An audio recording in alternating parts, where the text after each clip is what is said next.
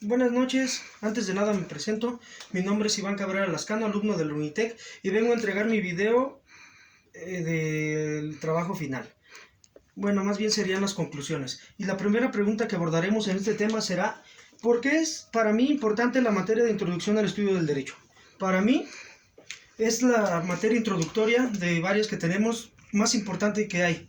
Es como para un abogado, para un ingeniero aprender álgebra y cálculo es vital.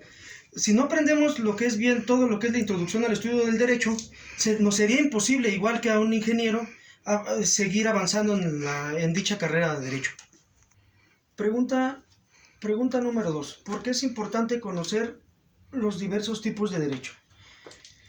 Es muy importante conocer los tipos de derecho, ya sean civiles, mercantiles, penales, porque debemos de saber hacia dónde nos dirigimos, hacia dónde tenemos que ir, a dónde tenemos que meter la demanda. Algo tan simple como eso nos puede perjudicar si no entendemos desde un principio lo que significa esto. Vamos a abordar la pregunta número 3. ¿Cuáles son las diferencias que existen entre las personas físicas y las personas morales? Dependiendo de sus atributos. Las personas físicas tienen prácticamente los mismos atributos que las personas morales.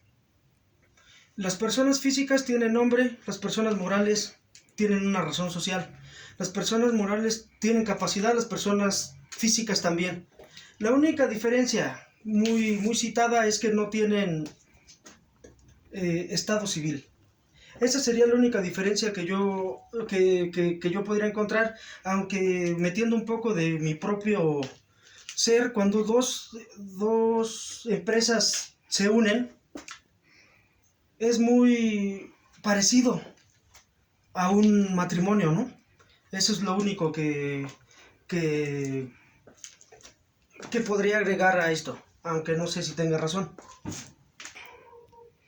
Cabe mencionar que también las personas morales no son un ente físico tal cual como una persona, valga la redundancia, física. Son un ente jurídico creado por la ciencia jurídica para darle personalidad a una agrupación de personas. En general, las diferencias son pocas, aunque para mí también abismales, porque en realidad estamos hablando de un ente ficticio, no existente. Abordaremos la pregunta número 5. Número 4. Si consideras o no importante la existencia de los elementos de existencia del acto jurídico y el porqué de mi postura.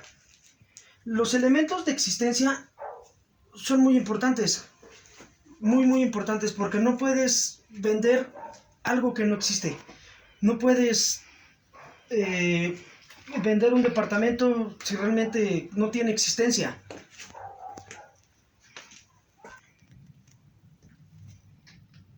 Y obviamente el consentimiento de ambas partes. Bueno, esto claro dicho a grandes rasgos.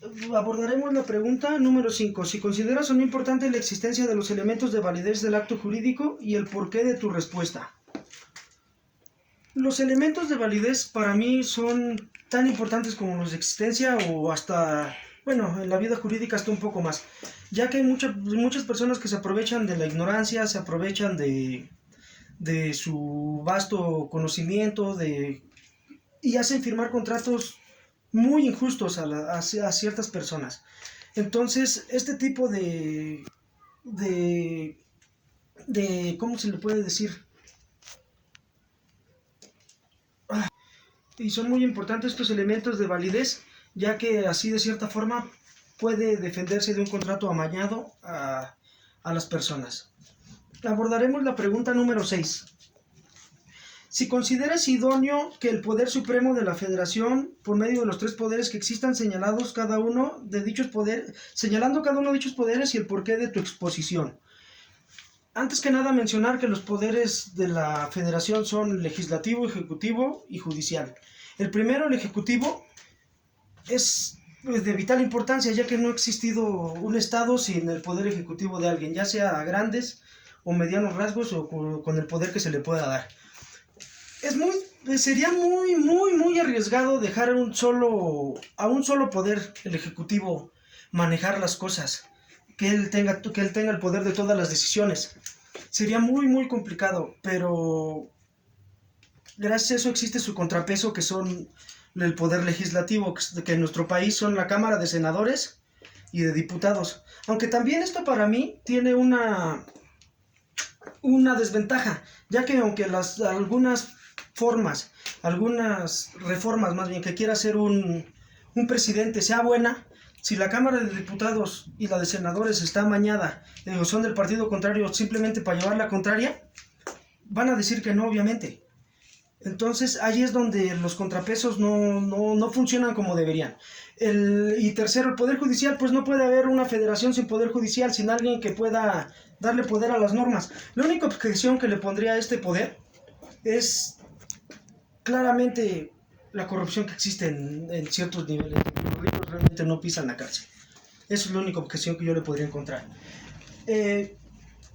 Séptimo y último, ¿cuáles son los puntos medulares para diferenciar el derecho civil del mercantil, apoyando tu postura con un ejemplo? Bueno, el punto medular para mí más importante y el que se me quedó más grabado sería que la especulación de lucro. La especulación es meramente de lucro, de llevar una ganancia. La mercantil siempre va a querer llevar una ganancia. Siempre va a querer llevar una ganancia y lo dice abiertamente en sus sociedades, en todo el código de sociedades mercantiles. Dando un ejemplo de esto, sería la diferencia entre una sociedad civil y una sociedad mercantil, que la primera citada es la que aparentemente no tiene fines de lucro, o sea, no tienen una especulación meramente comercial. Ese sería el ejemplo que yo podría dar. Bueno, aquí se acaban los 7 puntos que nos citó, que citamos y que nos dejó de conclusión. Aquí lo único que me queda decir es muchas gracias, fue un placer estar en su materia.